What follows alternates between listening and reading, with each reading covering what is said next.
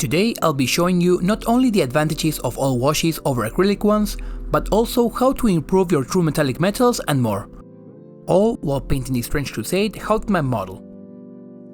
Over a zenithal prime, I laid down each corresponding base coat, so we can skip the boring stage and get straight to the good stuff, starting with an oil wash. I mixed in a bit more black than burnt umber to create a very dark brown, and then diluted it with white spirits until the mix was only slightly runny.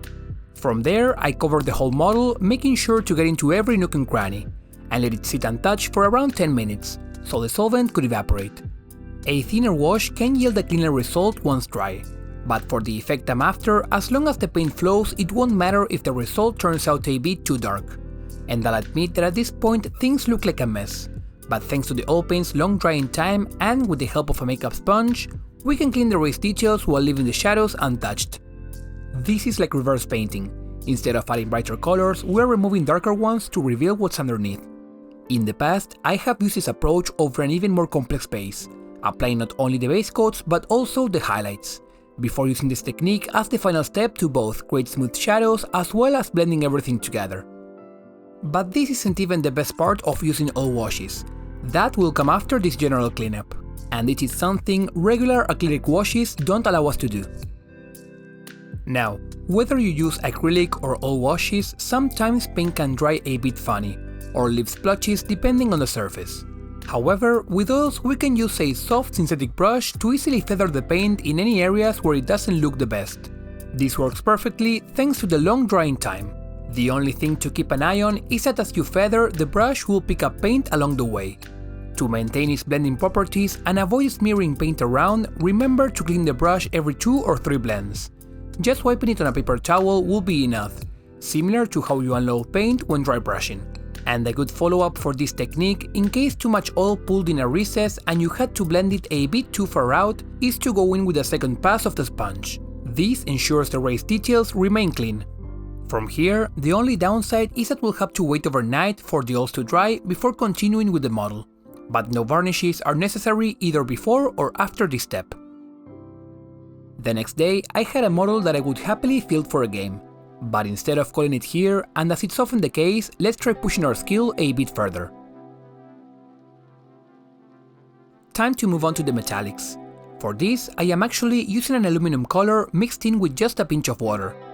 After unloading the excess paint on a paper towel, I use this very low coverage metallic paint, almost like I'm painting with regular opaque paints. Think of it as a mix between glazing and layering.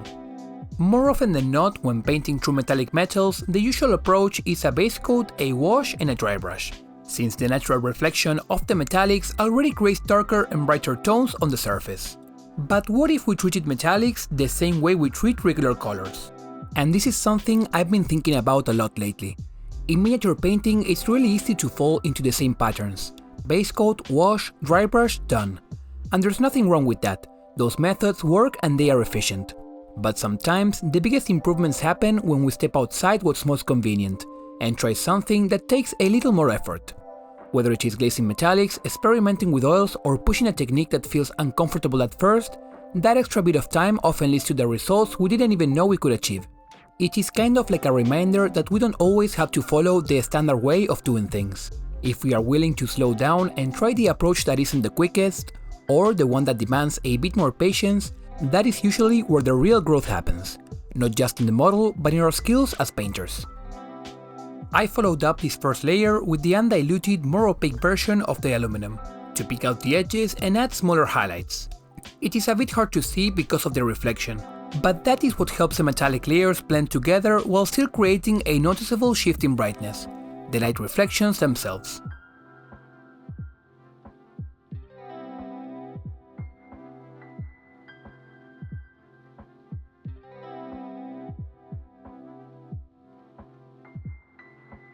For any paint that spilled into my recesses and also to help blend the metallic layers, I followed my highlights with a wash of black diluted with a bit of water. Whether you use an actual wash or plain acrylics plus water like I did, the glossy finish of the metallics will guide the paint into the recesses either way.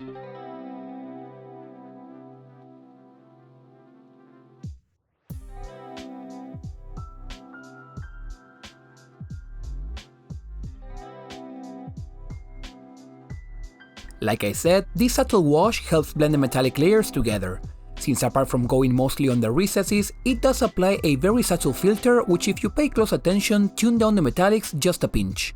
But that very subtle step down of light creates a space for me to go and add a final punchy highlight. And because these are just very little dashes of paint, it only takes a couple minutes to go around the model placing them. And it is by no means a tedious, unnecessary extra step.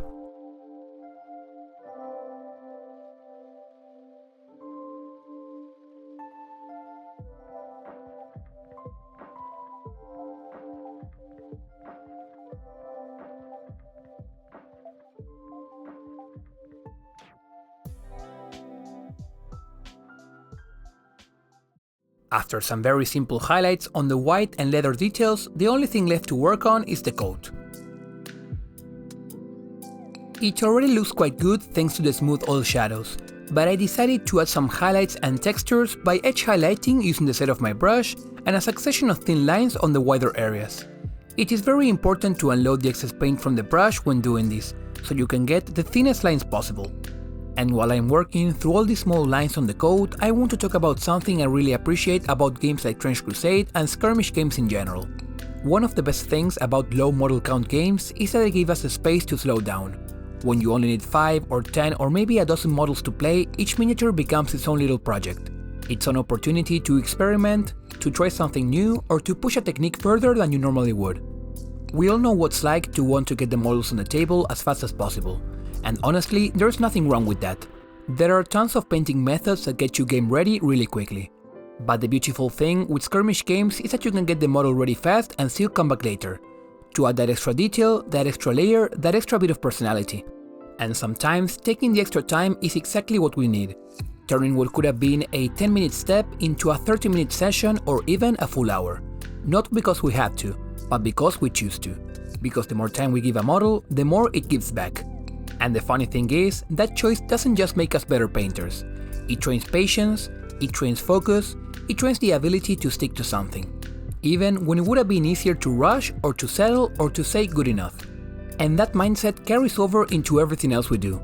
Taking a moment to breathe, slowing the pace down when everything around us feels too fast. Every coat, every edge, every tiny stroke of the brush becomes a reminder that improvement happens in these quiet moments of extra effort. Moments when you decide to care just a little bit more than you strictly need to. And you'll be surprised not only by how quickly these skills stack up, but by how much more confident and relaxed you feel when you finish a model knowing you gave it that extra attention. As always, if you've reached this point in the video, I want to thank you for sticking around till the very end. This year hasn't been the best for the channel in growth or views, but I am glad that some people are still finding the videos helpful. So if you are still listening, make sure to vote on what you'd like to see next year over on my community page.